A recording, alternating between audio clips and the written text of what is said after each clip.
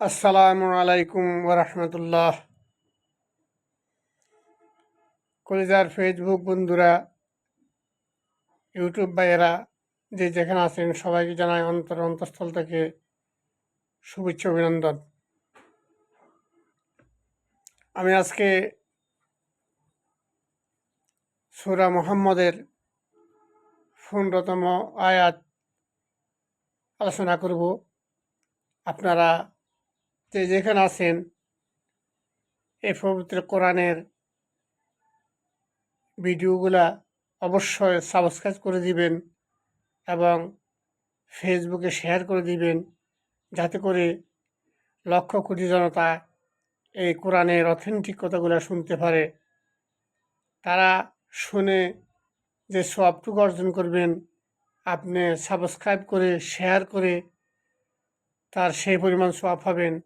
আর কোরআনের ভিডিওগুলো এড়িয়ে গেলে গুনাহ হবে। আশা করি আপনারা দয়া করে সাবস্ক্রাইব করবেন এবং ফেসবুকে এটার শেয়ার করে দিবেন। আল্লাহ আপনাদেরকে দীর্ঘ নেখায় দারাজ করুক, আমিন। أعوذ بالله من الشيطان الرجيم. بسم الله الرحمن الرحيم. مثل الجنة التي وعد المتقون فيها أنهار من غير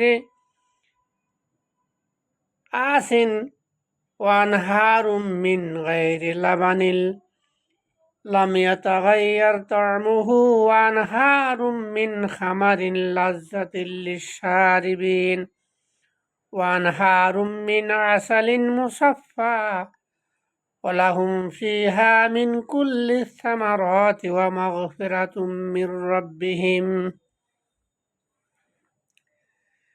মুত্তাকিদের জন্য রয়েছে জান্নাতের প্রতিশ্রুতি।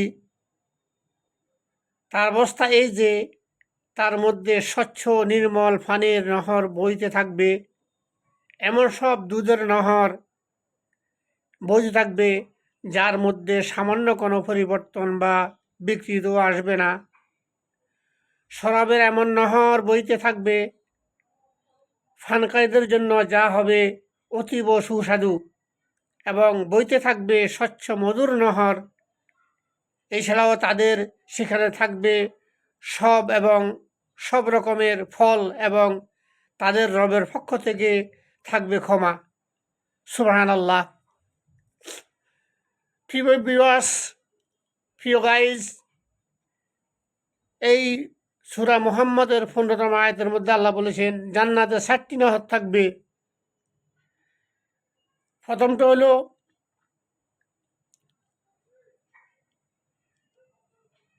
পানির নহর, দ্বিতীয়টা হইল দুধের নহর, তৃতীয়টা হইল শরবত নহর, চতুর্থ হইল মধুর নহর। সুবহানাল্লাহ। আর চূড়ান্তভাবে এই মুত্তাকিদের জন্য রয়েছে আল্লাহর পক্ষ থেকে